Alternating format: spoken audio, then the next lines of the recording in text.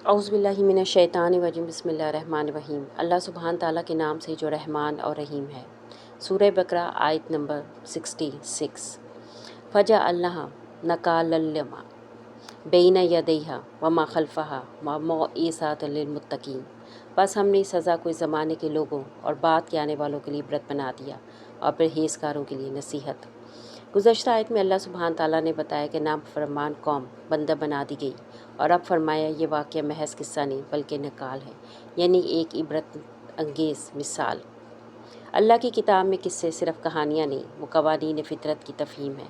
जब इंसान अपनी हद से गुज़र जाता है तो वो ज़मीन पर सिर्फ़ अपनी शक्ल में बाकी रहता है, मगर इसकी रूह मिट जाती है। और अल्लाह ऐसे अंजाम को इबरत बना देता है ताकि आने वाले इंसान अपनी राहों को पहचान सके।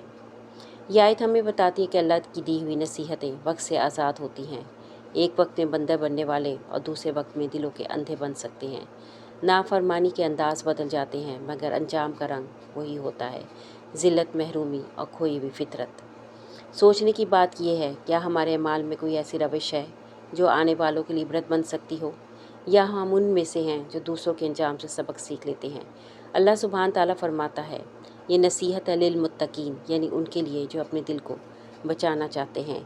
अल्लाह हमें उन लोगों में शामिल करे जो देख कर समझते हैं और समझ कर बदल जाते हैं।